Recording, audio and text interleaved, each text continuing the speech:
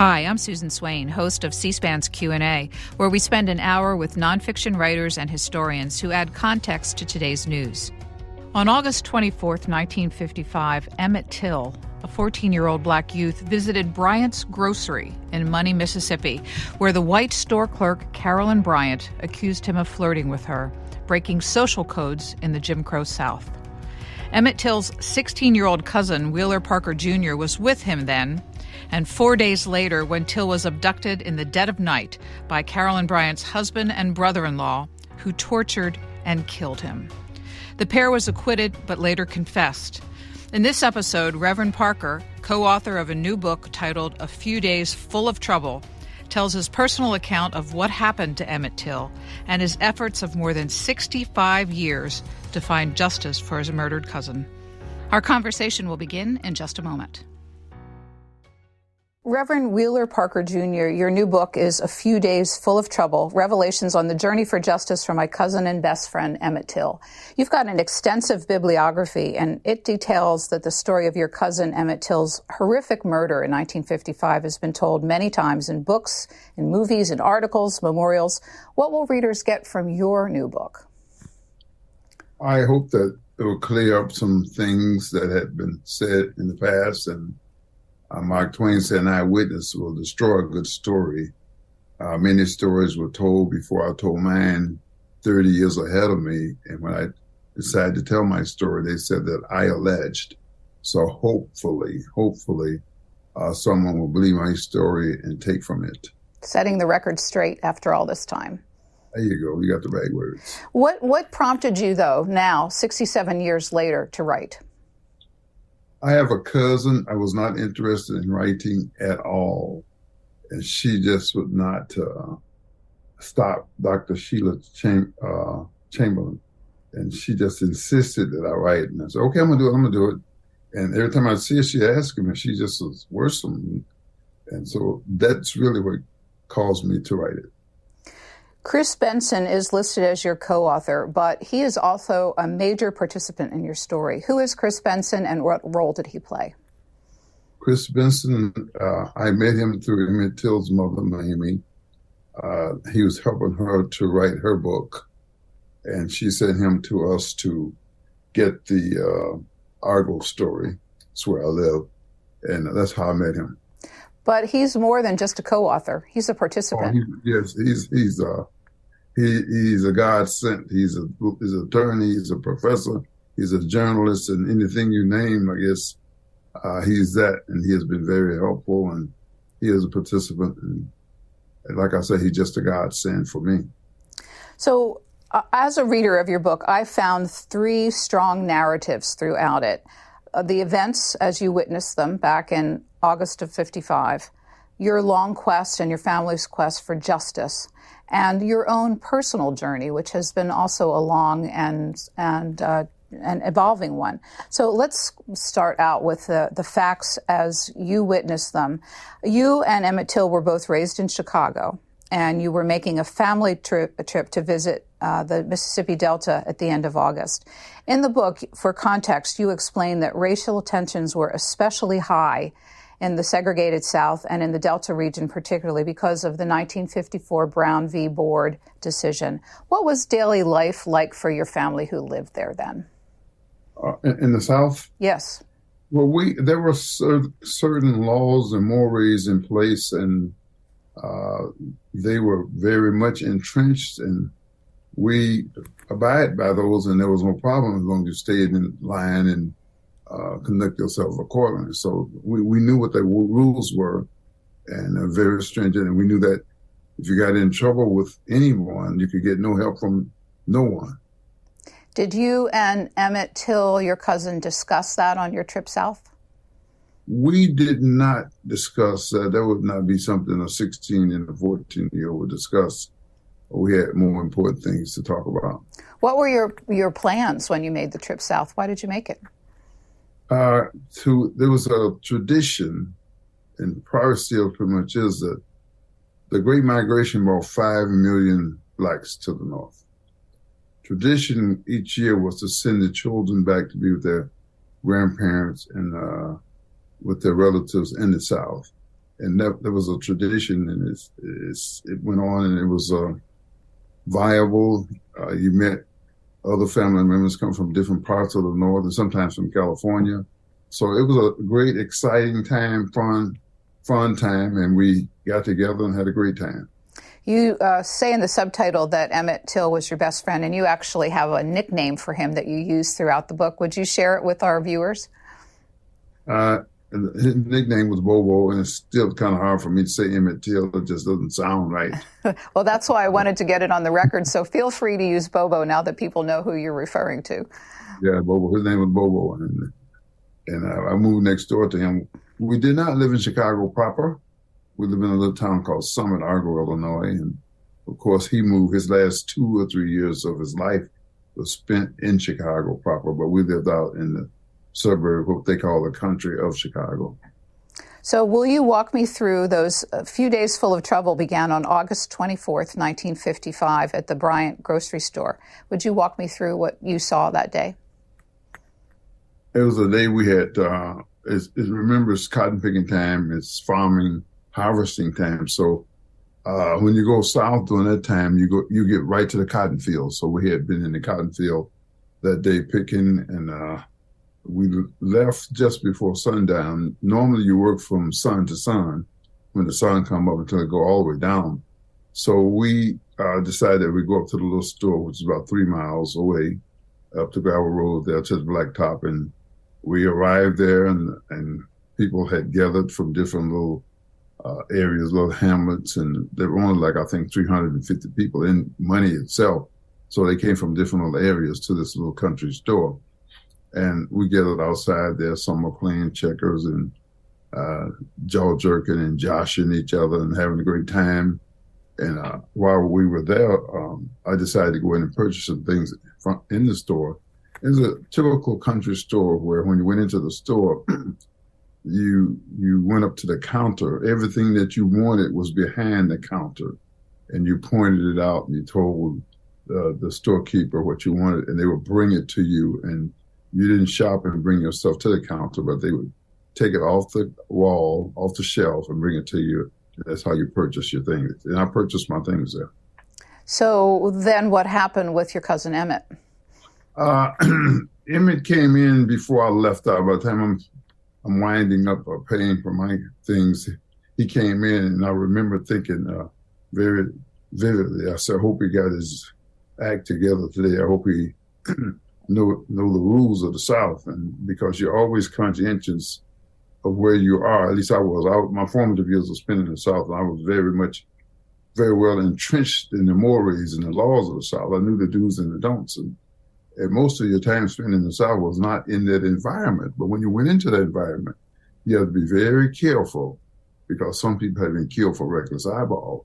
They protected a Southern way of life, a system that was in place. So I saw Emmett. I said, man, I hope he got it together.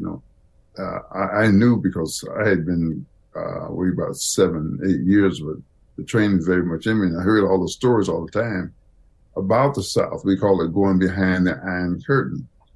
So I left him in the store. Nothing happened while I was in there.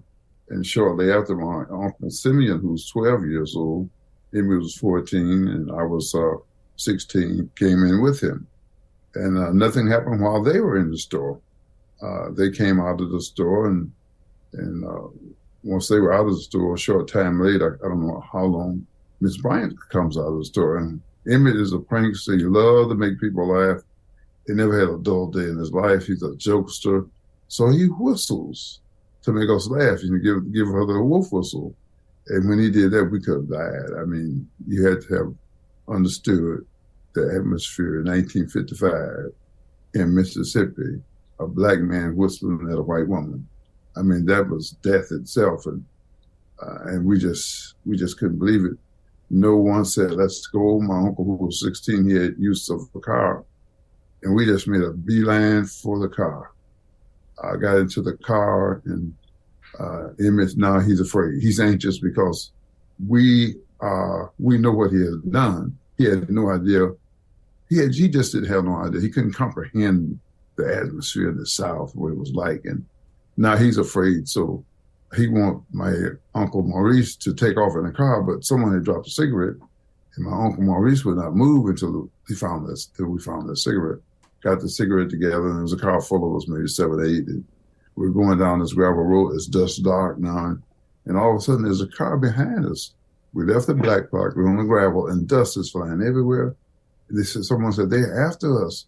They're after us. They're after us." And my uncle sped up, and we jumped out of the car and ran through a cotton field. And of course, the people went right on by, and we regrouped at the edge of the road, and Emmett begged us not to tell my grandfather. But there was a girl there named Ruth Crawford. She said, "Look, this is not over. I know those people. They've done things to people before. You guys are going to hear from this." And we didn't pay much attention. Nothing happened then. The car kept going, and no one else said anything. So that was Wednesday, of course, and that was the end of that night right there. So one thing to establish, the person working in the store, it was the Bryant family store, and Carolyn Bryant, who is a key player in the story that you tell, was alone in the store. Is that correct? Working behind the counter? Yeah, she was alone in the store, right. And when your cousin whistled at her, what was her reaction? I couldn't tell you what her facial reaction was, but we know that I don't know if she's coming out to go to her car, but she went to her left and to our right, and someone said she's going to get a gun. They probably said because they knew that Emmett had violated one of the greatest mores of the South. People killed for reckless eyeball, and that was one thing they did. They protected that woman in the South. And even now, we can't understand to what degree black people were not interested in white women like that. And we just couldn't understand it. But it was a fear in the South of the losing. I don't know what it was, but anyway, she didn't make any overt move or gesture as far as I'm concerned. And when they said she's going to get a gun, well, we were already in the process of leaving. Several days went by before the next and terrible events happened. What were those couple of days like? Did you and your family continue to live in concern or fear over what had happened at the store? Or did you feel like maybe it's going to be okay? We haven't heard from them.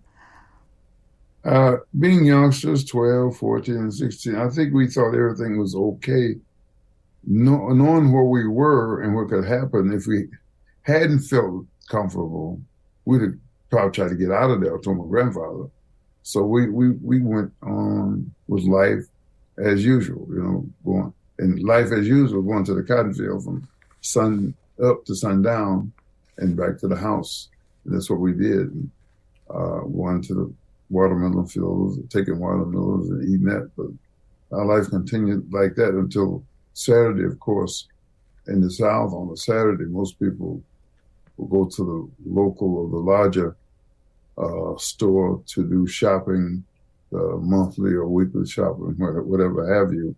And we went to Greenwood. Of course, we spent the evening up there until about midnight. Yeah, and your family was enjoying time together, maybe a few libations and everything on that particular night, August 28th, correct? For sure. Yeah, so then August 28th is the next stage in this terrible story. We have a clip of your grandfather, Moses Wright, who you call Papa, whose house you were all staying in, describing that night to 60 Minutes back in 2004, to Ed Bradley of 60 Minutes. Let's watch. Carolyn Bryant's husband Roy and his half-brother J.W. Milam went looking for Emmett Till in the middle of the night and found him and his cousins at the home of Reverend Mose Wright, Emmett's late great-uncle, who recounted what happened next. Sunday morning, about 2:30, I heard a voice at the door, and I asked who was it, and it said, "This is Mr. Bryant. I want to talk with you and the boy." And when I opened the door, there was a man standing with a pistol in one hand and flashlight in the other. Emmett Till and Simeon Wright, Mose Wright's son, were asleep together in one room, and Wheeler Parker was in another room, awakened by the sounds of angry voices. So what happened next, Reverend Parker? I remember hearing them outside talking to my guy. I woke up early during the incident and said, "You got two boys here from Chicago, and we want to talk to the one that did the talk at the store." They never said anything about a whistle. And right away, my knowledge, I'm 16, and the stories that I've heard, having heard about people being hung down the street from my uncle's house, and my dad had to sleep with his gun overnight because of possible altercation. I said, "We're getting ready to die." And we were very, very religious, and we were taught to believe in God. And first thing pops in my mind, not only am I getting ready to die, but my relationship with God is not right. So when death is imminent, your mind goes to every bad thing, whatever it is you've ever done, and you're trying to make amends with God. So I started praying, and I'm shaking like a leaf on a tree, and I'm asking God. I said, "Lord, if you just let me live, I'm going to get my life together. I'm going to straighten things up if you just let me live." And pretty soon I hear them coming.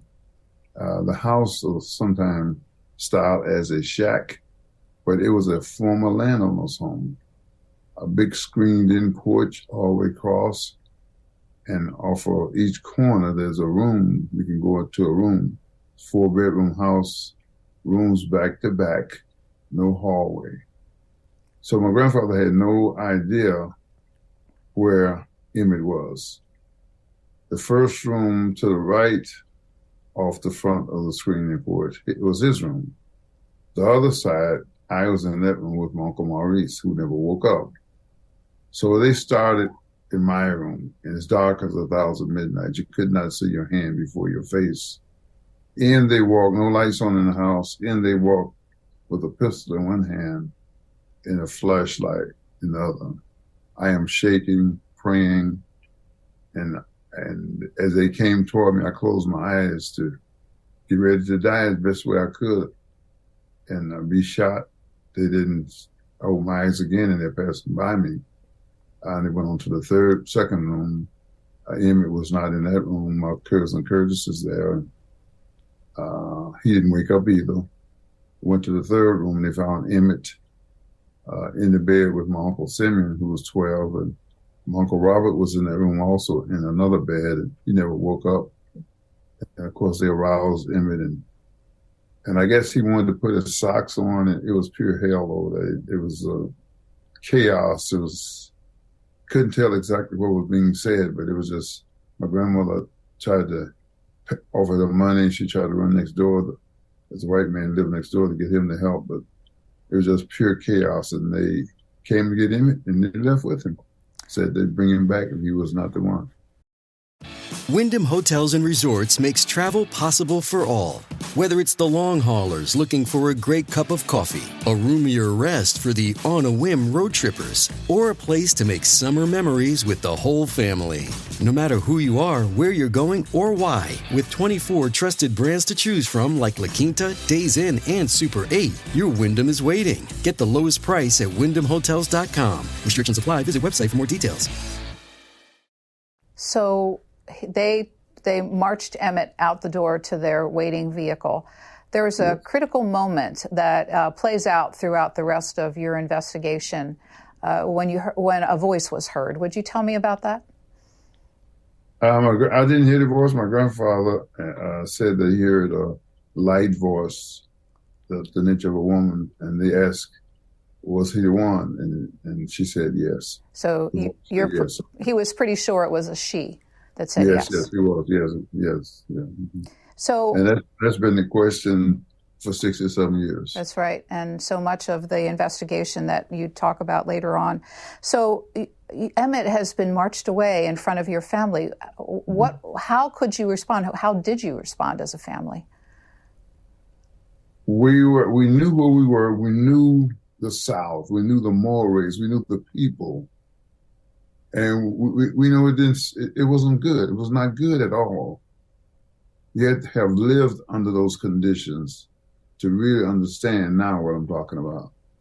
So you felt helpless. I mean, you were helpless. Only somebody you could call on was God. I didn't call on my grandfather when they came. I knew my grandfather could not help me. It was a case where when they decided to do something to you like that, and it happened on I won't say a regular basis, but it did happen because it was the thing that was used to keep black people in line, and it worked very well because they didn't talk about doing something to you or killing you. They did it, and they didn't have to worry about no one saying anything to them, and you had no protection. No one was going to bother them about doing something to a black people. Did you go to the authorities? Did your family try to get help from the authorities? They did. I did not. They went and they looked by the rivers where normally people are thrown to hide the evidence because they don't want bodies laying all over the place. Well, sometimes they would leave people laying so that the people will see it and take note and be afraid. But sometimes they look by the rivers to discover the bodies of people who have been thrown in the river. So yes, they did go to the authorities, and they went into action. The authorities went into action, which was very unusual. How long did it take for Emmett Till's body to be discovered? That was Sunday morning. I really found his body on Wednesday. By that time, I was back in Chicago. Why did you go back to Chicago? Hey, I would have left Chicago that moment if I could have, because I felt fearful. I was fearful for my life, and I felt by being in Chicago, I felt that I would be safe. Did your family think the worst of what had happened, even though there hadn't been a body found? I'm sure, as a whole, yes. I got back, and there was a vigil, and they saw the moment right away. They started looking for him in the river. So they thought the worst, yes, because they know the deal. You don't whistle at a white woman in Mississippi, You just don't do it. You don't even look at them, So they knew right away it could have been a death, Sorry for interrupting you. The two perpetrators, Mr. Bryant, who is the owner of the store, and J.W. Milam, were arrested fairly soon with this on charges of abduction. Did they admit to having abducted your cousin? They did.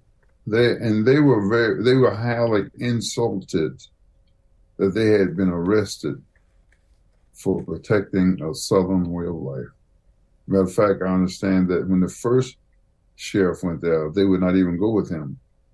I understand they told him that's BS. I'm trying to protect a Southern way of life, and you guys are going to arrest me?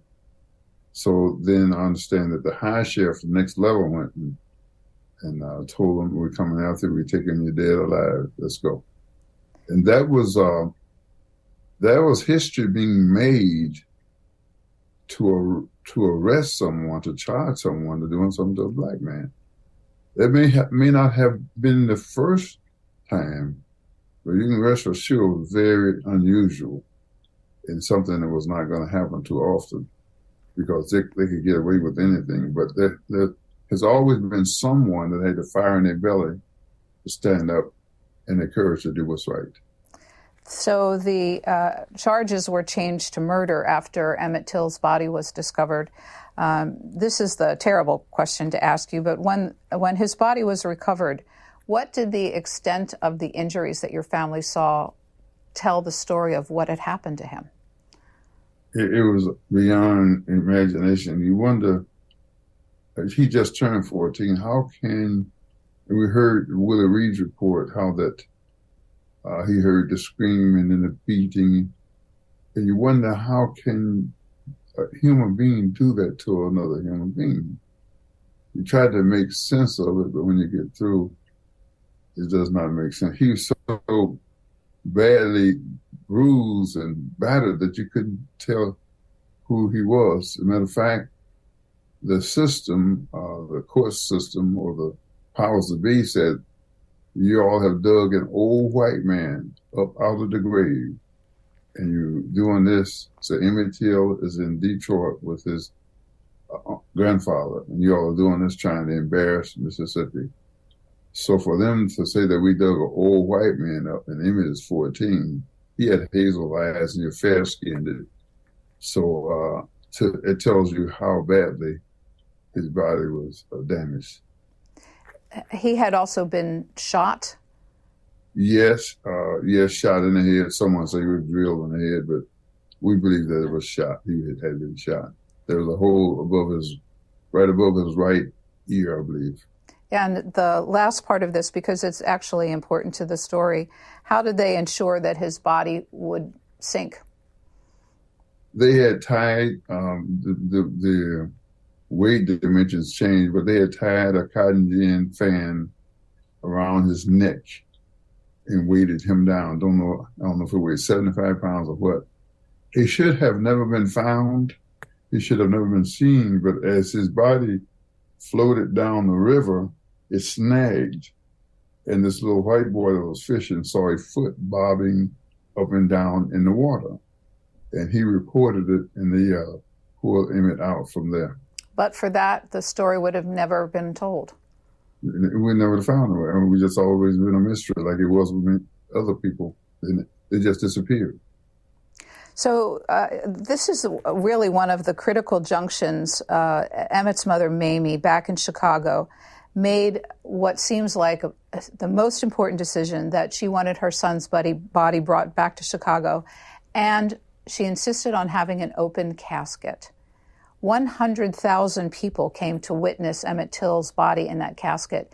Where did she get the courage to make that decision, do you think, as a mother? I think that she was so outdone and so unbelievable that she's willing to bear it all, let it all hang out. And she was very hurt, and rightfully so. I think she just willing to bear it all. I felt like she felt that the least she could do is let the world see what I see. She was so tore up and so upset about what had happened to her son. What was the legacy, the impact, the fallout from that significant decision to have it be an open funeral and invite the public to come witness? A picture's worth 1,000 words. That picture spoke volumes. I talked to a friend of mine that he's a white journalist in the South, and he said, I thought we were farther ahead than, what are you talking about now? I thought we were farther ahead than we are. And it made a statement that nothing else could say. It said something that nothing else could say by showing that body. And you couldn't justify it, and they tried to justify it, but it spoke volumes, and it spoke more than the words that people were trying to say. So let's move on to part two of your narrative, which was the long quest for justice for Emmett Till's murder. There were three significant stages, as you describe them, in the judicial process. First was the Mississippi trial of Bryant and Milam on murder charges. So we're going to start there. They went to trial pretty quickly, September of 1955. But you say that the jury returned a not guilty verdict in just 67 minutes of deliberation. What happened at that trial? First thing, I want to say that it was a miracle and showed a little progress. They are having a trial. Unbelievable. They're having a trial for two guys who is accused of killing a black man. Going in and out of the courtroom every day, Emmett's mother was afraid that she could be killed in the courtroom. I'm trying to paint the picture so you can see what the atmosphere was like in Mississippi, even in the courtroom. She was not comfortable going in and out of the courtroom every day. My grandfather went home from trial one evening, and that night he could not sleep. So he got up and he went down to the cemetery, and he slept in the cemetery all night. And when he came back the next day, they told him that white men was around your house all night last night. He could have been killed. Absolutely nothing done about it. That's the way the South was at that time. We've made progress. We've come a long way. We got a lot of work to do. So the trial was like that, and of course, her and Willie Reed pointed the kidnappers out, and my grandfather did also. So Mamie Till and Willie Reed both got back to Chicago the same day, and both of them had nervous breakdowns and had to be hospitalized. Reverend Parker, so Carolyn Bryant's testimony in that trial was pivotal. Why? I don't know if it was pivotal or not. It didn't matter because she did not testify before the jury, so it had no bearing on the jury. But she said, I became only privy to it 50 years later. What did she say? She said that he touched her. And she said she don't know the kid stuttered all the time, not sometimes. That's a way of life. He had polio. I got the clipping. I was reading it last night, 1947, and he became a stutterer. She can't remember that. She said that he told her, "What's the matter, baby? Don't be afraid of me." I'm paraphrasing. I've been with white women before. But you had to do something to kind of justify what they did to him. It's kind of like Hitler did the Jews, you got to demonize them.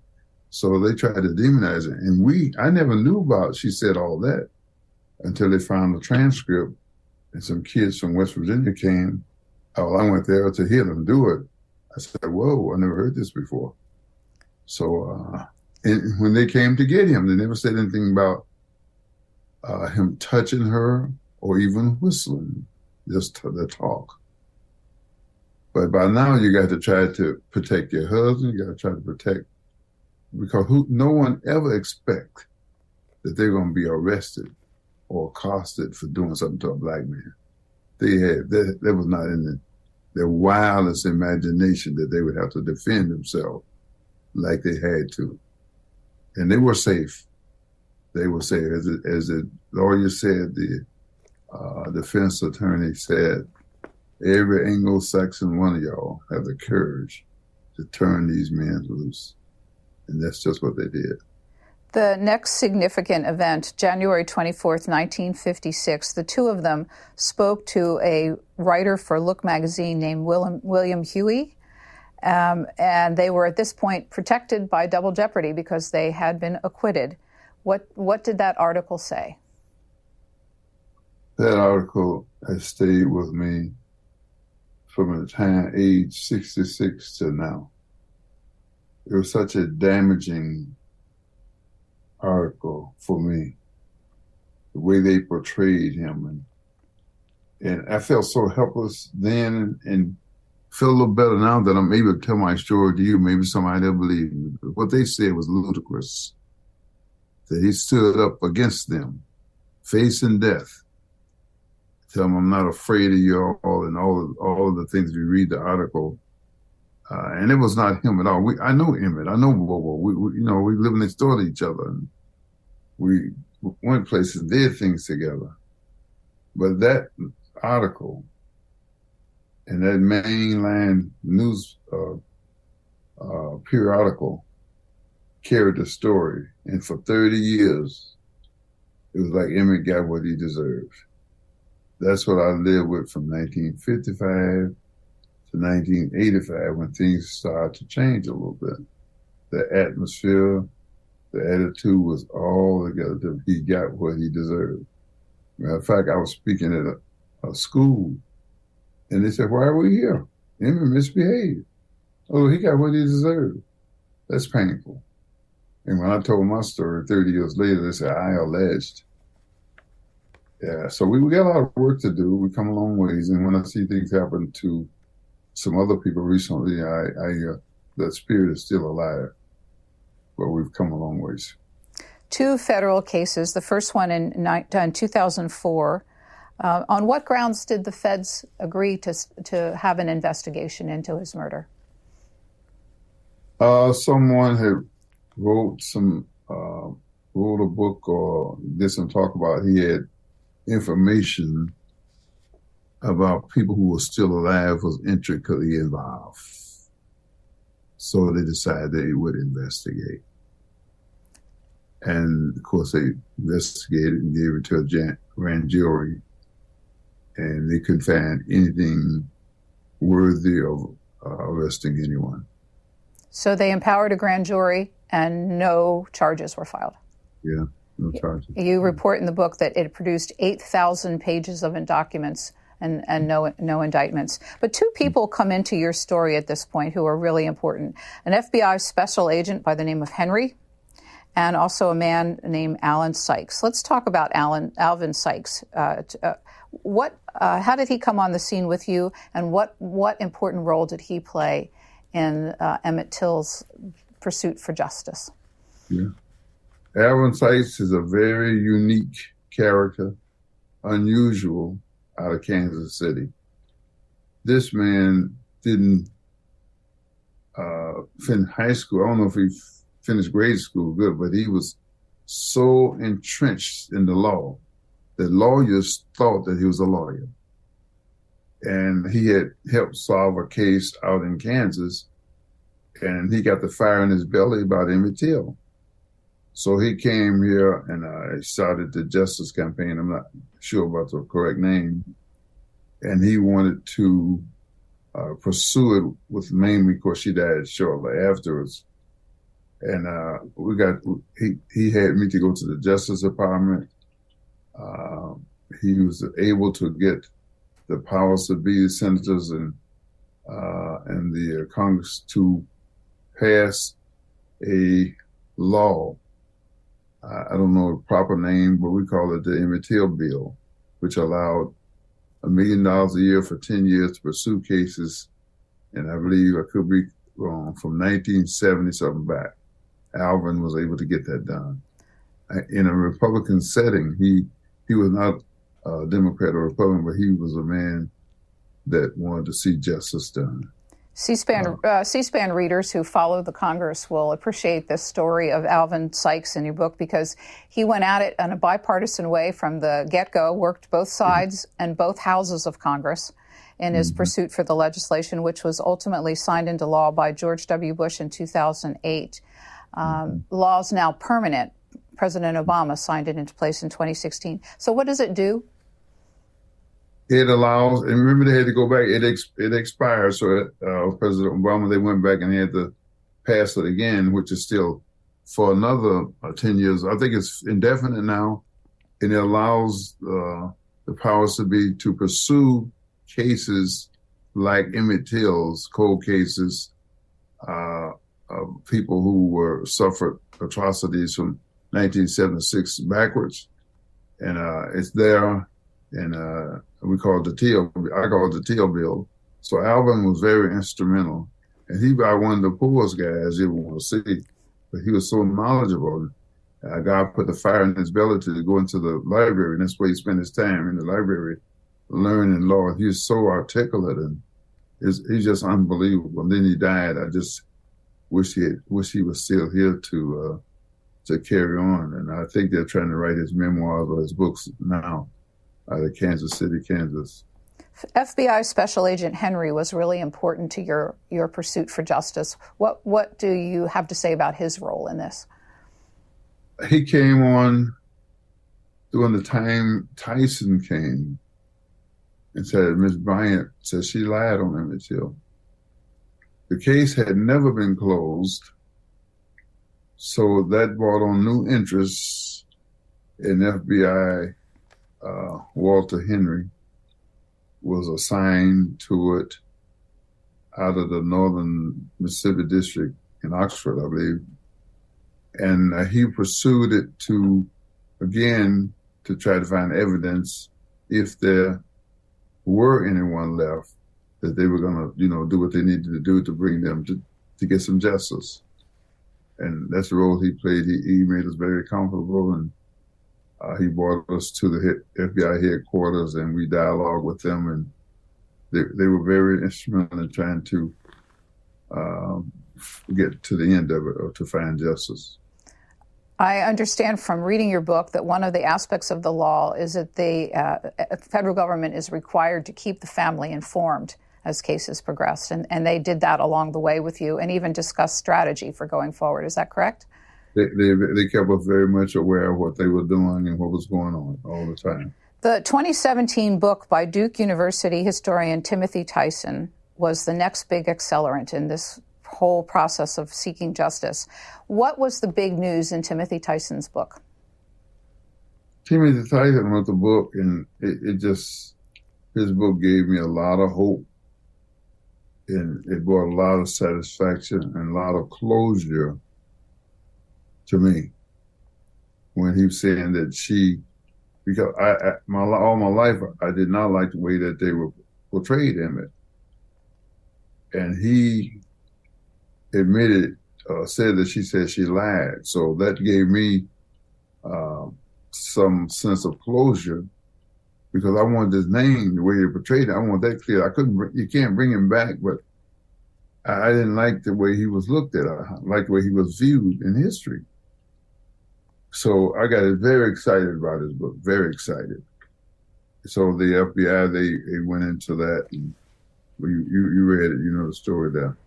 But to give our listeners a sense of what's important about it, the central claim, the part that was the big news in the book, was that Tyson said that Carolyn Bryant Donham had recanted on her story. Yes. So what did that piece of information give you, your family, and the FBI license to do? It gave me, we were kind of not at odds with each other. That's what I wanted. That's the main thing I wanted, to clear his name up, clear the way people look at him. That's all I wanted in life. And I would so much, and if there's some justice by her going to jail, fine. But I had what I wanted when I heard that she had admitted that she lied. But other family members, they wanted much more than that, and I was not against that. But I felt so good to hear that she had said she lied on Emmett. The idea would be that from your other family members that if they could prove that, they might have her tried at this point. Exactly. Yeah. So you had a multi-year search with the FBI involved about authenticating that claim that she had recanted. What happened? They pursued it, and they unturned every stone with the DOG, the Department of Justice, the FBI, the district attorney in Mississippi, and they could find nothing where they could bring someone to justice. Matter of fact, they even had another grand jury to get involved. And some of the laws that they were trying interested in applying to her case had expired. And the only way they could have done anything is she had to admit that she was there at the kidnapping. And that didn't happen, and I don't think she's going to do that. But it's still open. If you can come up with anything, they're willing to hear it and take action on it. It is now, for the first time in the 67 years, closed. So she cannot be prosecuted any further? Is that what you're saying? She can, if they can find evidence. See, how old is she now? She's 88. We also learned that in the process of your investigation that she had written a book herself. Yes, she has written, I don't know if it's a book or memoirs or whatever, but she has done some writing herself. Mm-hmm. You were able to read her manuscript, and you also able to listen to some audio tapes of her giving an interview to Timothy Tyson. What was that experience like for you? Wow, I can't find words to say, because I didn't get out of it what I wanted to get out of it, and that was a confession. So I still have hope that one day we will hear that from her, and that will help make my day.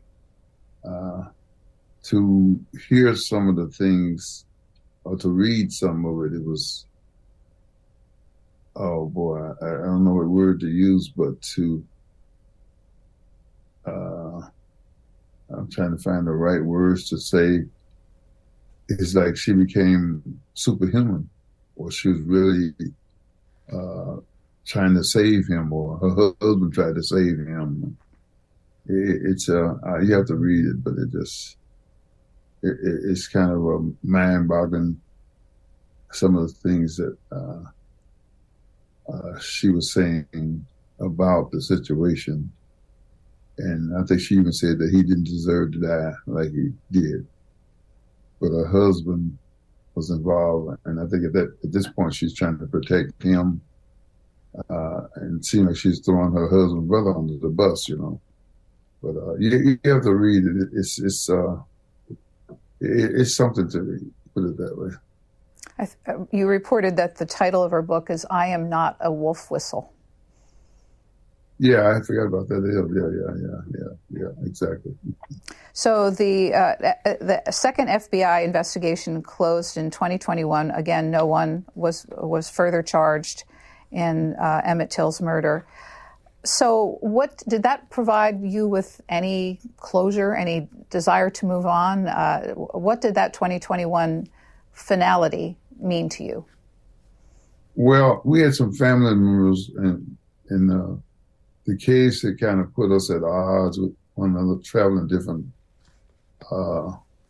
down different avenues about his death and so on. So it kind of brought a closure to that.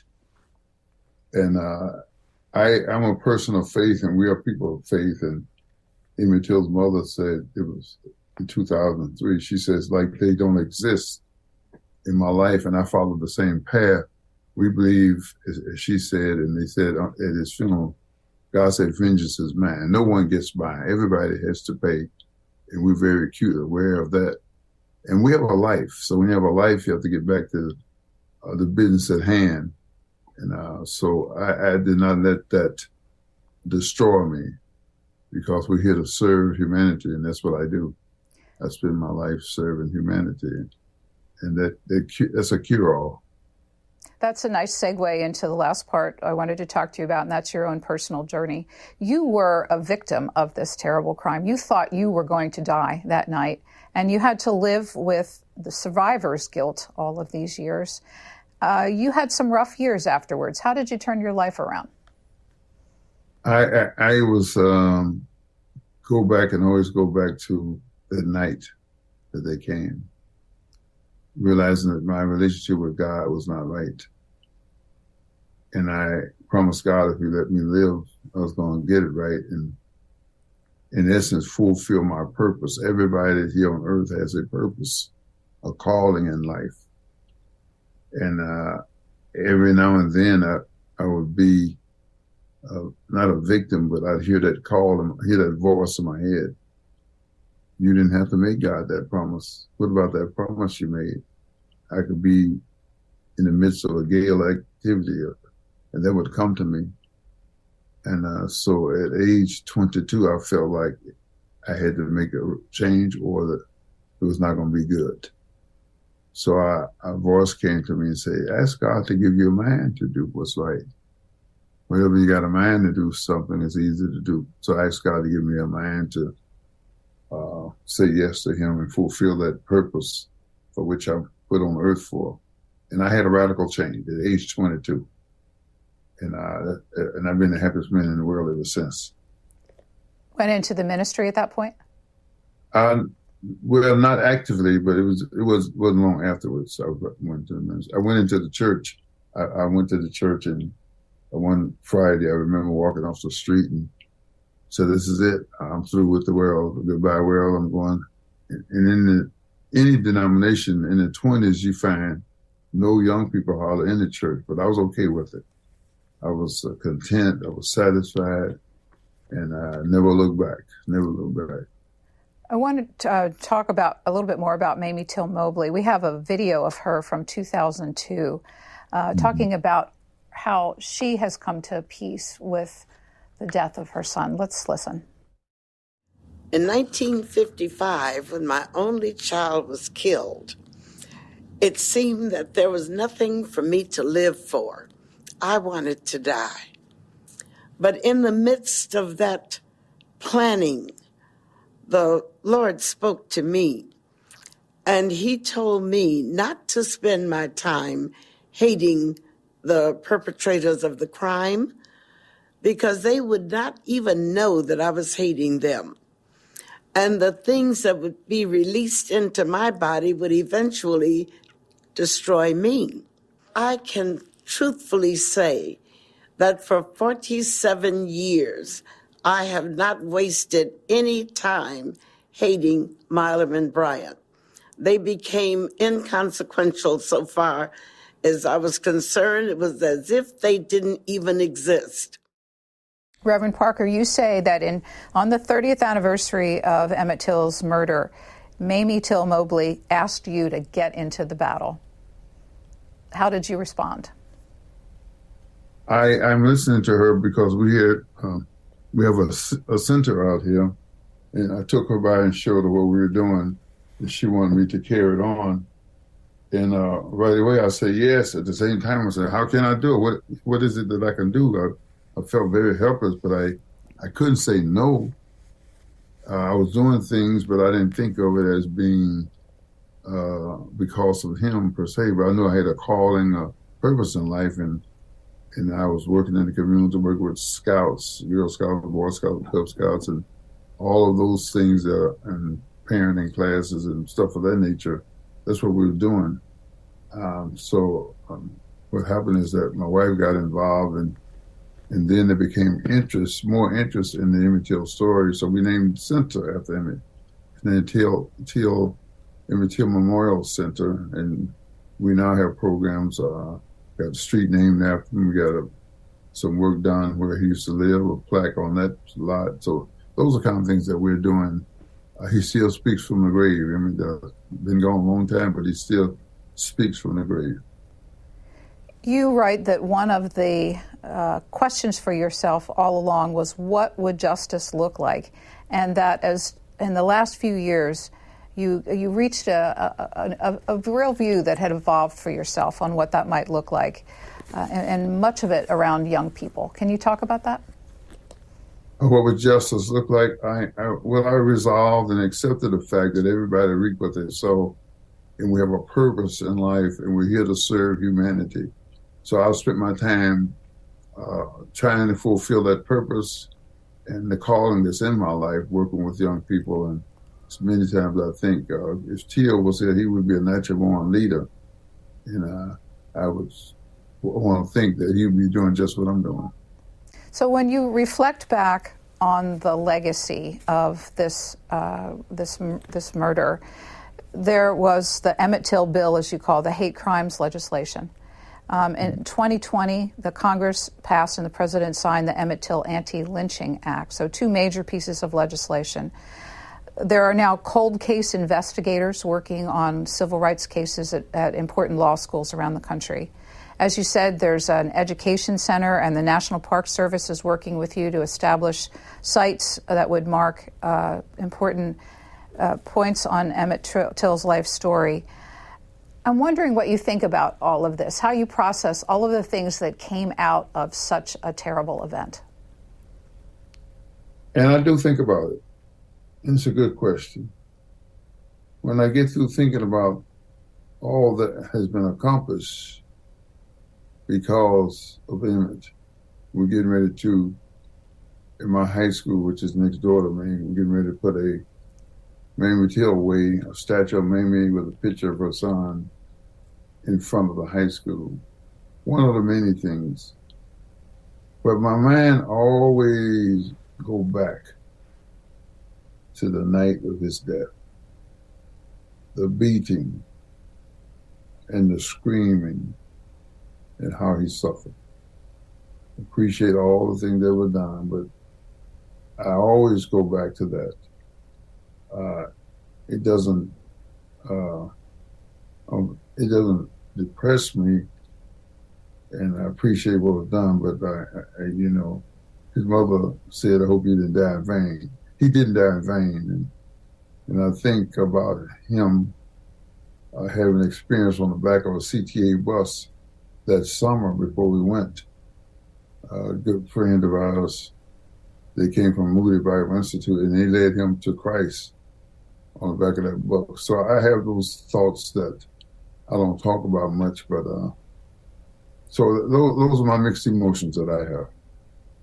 So in our last couple of minutes here, what do you think the story of Emmett Till represents about America? Wow. It tells, and I tell people before my talks, I said, I always have to start off, we're not here to stir up animosity, ill will, or hate. We want to talk about history.